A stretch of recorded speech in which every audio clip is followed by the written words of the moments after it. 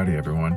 Today is fall trout stocking in my local lake, and I'm here to catch hopefully some big trout. But I was here this morning waiting for the stocking truck to arrive, and I had to go to work, so I didn't see when it ended up coming. But I'm back here later in the day, and hopefully they've been by and stocked all the trout. So in this video, I'm going to teach you a little bit about how to fish for stocked trout and a little bit about the fall stocking in New Jersey. The fall trout stocking program stocks 20,000 two-year-old fish as well as 1,000 three-year-old broodstock fish across New Jersey waters. Before hitting the water, there's some prep that you'll need to do. You'll find everything you need to get started on the NJ Fish and Wildlife website at dep.nj.gov/NJFW. The first thing you'll need to do is get yourself a license. To harvest trout, there is an additional trout stamp that you will need to purchase in addition to your license. Once you've got that all squared away, it's time to figure out when the trout will be stocked and where you can fish for them. On the fall stocking page, you will find a table that shows when each body of water will be stocked. Find a body of water near you and when it will be stocked and be there to fish. Unlike the spring, you are able to fish the waters immediately after they are stocked. The gear for trout fishing can be pretty simple. To get started, the most important things you'll need are of course a rod and a reel. There are a million brands to choose from, but what's most important is to pay attention to the rod rating. You'll want to get a light or even an ultralight rod. These rods are very sensitive, making it easier to feel the trout bite, as well as providing a fun fight. You'll also be able to cast smaller lures used to fish for trout. Typically a 6 to 7 foot rod will do just fine. To pair with your rod, you will need a reel. A smaller reel is preferred, typically in the 1,000 size. You'll then want to spool up the reel with as light of line as possible. Generally 4-pound test is a good line to start with. Trout have good eyesight, and using too heavy of a line may spook them, so it's best to keep it light. Other pieces of gear include a rod holder to rest your rod in while using bait, pliers or small forceps for removing hooks, and entirely optional are waders. If you anticipate walking in streams and rivers, it could be helpful, but most all stock trout fishing can be done from the bank, so don't worry about these. Now for rigs and tackle. I love to use power bait for these stock trout, which you'll see me use later in the video. I'll throw the power bait using a Carolina rig. For this rig, you'll need barrel swivels. I use size 8 bait holder hooks, and bullet or egg weights, generally anywhere from 1/8 to 1/4 ounce. Works well for ponds or lakes. To tie this, take your main line and cut off a small portion. The length of this will determine how far off the bottom the bait will float. Start with about 8 inches. Slip the bullet weight onto your main line. Then tie on the barrel swivel.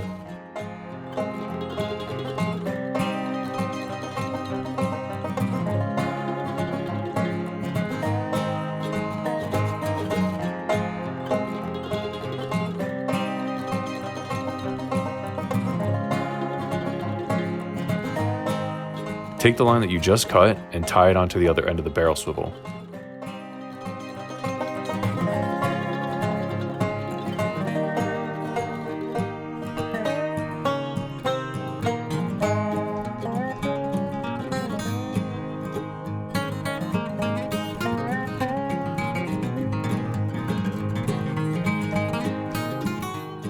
And then tie your hook on.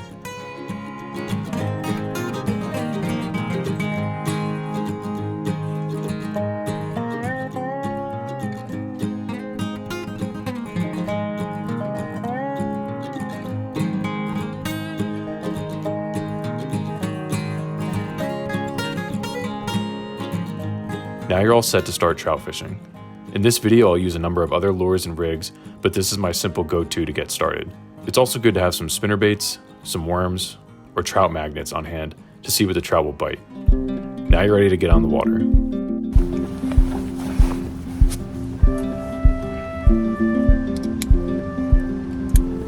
So I was just talking to some people who said that it's been really slow today. Not a lot of bites, people leaving with no fish, but some have been caught, so there is hope. So let's see if I'm one of those people.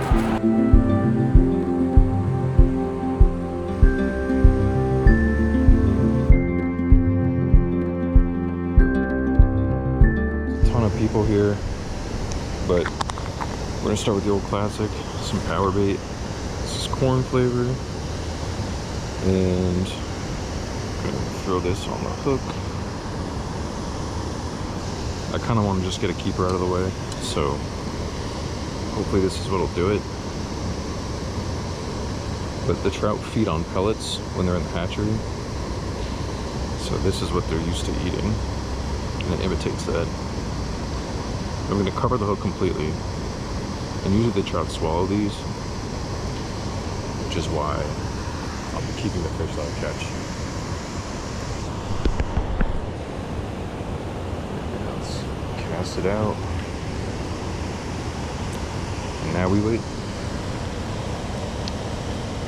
Here you can see how that power bait floats off the bottom and how that line is almost invisible.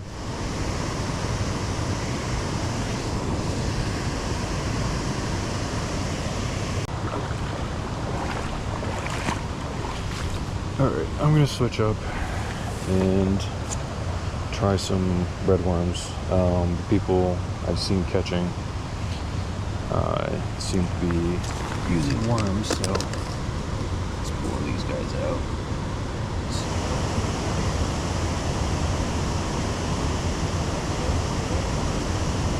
So I tried the worms for a little bit and nothing wanted it, so I'm going to switch up again.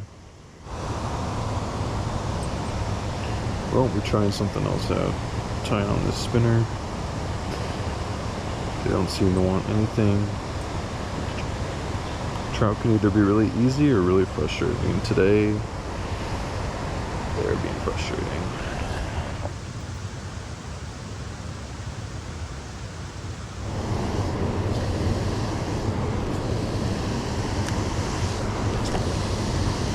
So after I cast this spinner, I let it sink to the bottom, and then I'll start reeling it in at a moderate pace.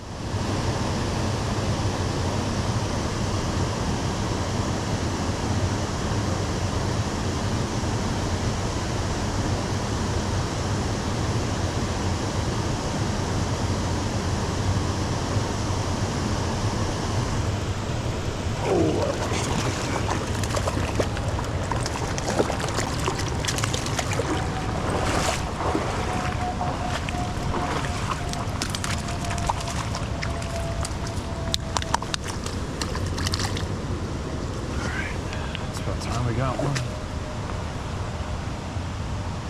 Ooh. Oh. Just did his business all over. Alright, this guy's going on the stringer.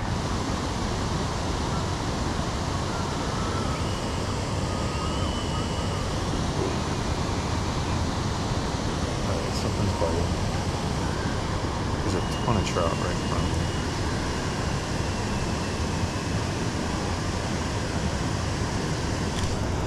There it is.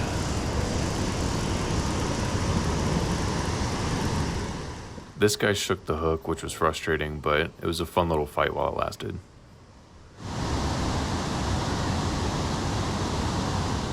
The rest of the night, as the sun started setting, the trout were just teasing me. They were biting, but nothing was taking the bait, and I just couldn't get a hook set in. This also kind of exemplifies the importance of going at the right time of day. Typically, sunrise and sunset are always the best bets to get bites.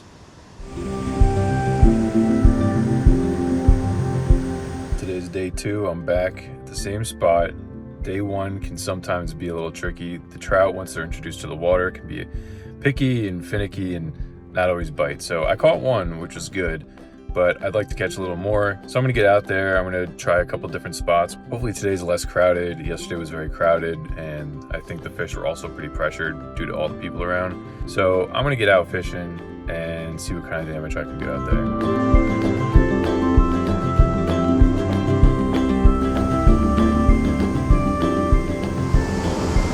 Once again, I'm starting out with the power bait below this waterfall, and the trout usually like to sit around here in this moving water, and a lot of people catch down here, but today just wasn't my day.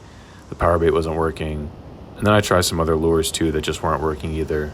Here I've got that spinner back on, which I ultimately get snagged and lose, and now I'm trying a trout magnet under a bobber, which also just didn't work. So then I decided to move back up top and fish the slower water using a rooster tail, but nothing wanted it yet again.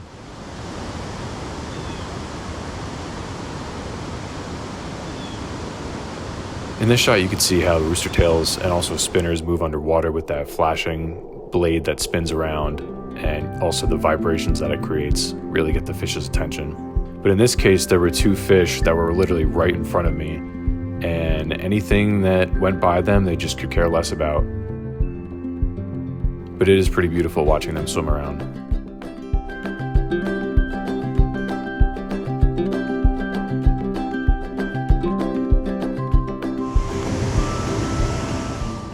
So finally, at the end of the day, I threw the power bait back on and went back to the other side of the lake and caught my next keeper.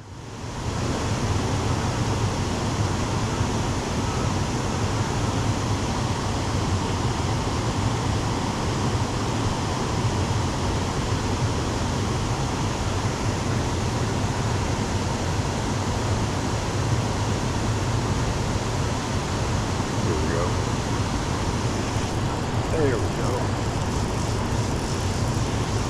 Little guy.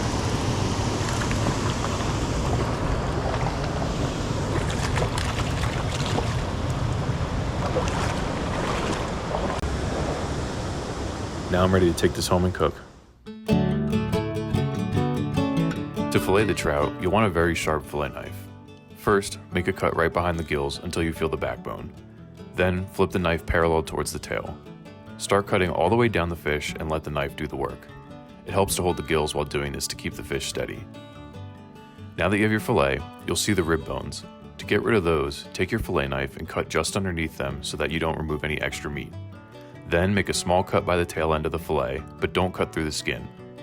Then turn your knife almost parallel to the skin and hold the tail end. Let the knife glide along the skin and pull the tail end to help it along. Now you have your boneless, skinless fillets. So I'm trying something different with this recipe with one of my favorite snacks. I'm crushing up some Takis, and this recipe isn't the healthiest, but definitely tasty. I'm dumping these Takis into a bowl. I got my flour and some whisked eggs. Then I'm gonna season this up with some salt, pepper, garlic, paprika, and oregano. Get that all mixed up. And I actually cut the fillets into these little nuggets to make it easier to fry. So I'm coating this in the egg, then coating it in the flour, back into the egg, and then coating it in the Takis. And now I'm just gonna do that for all the rest of the pieces. So I've had this oil heating up on the side while I was prepping to get it nice and hot to fry these up. And I'm just gonna fry these until they're golden brown. Looks good. And here's the finished product. I did it with some fries on the side with this garlic sauce I made. And it turned out really good. I actually really enjoyed it. So I hope this video helps you get into some trout this fall. Thanks for watching. I'll catch you on the next one. And if you try this recipe, let me know.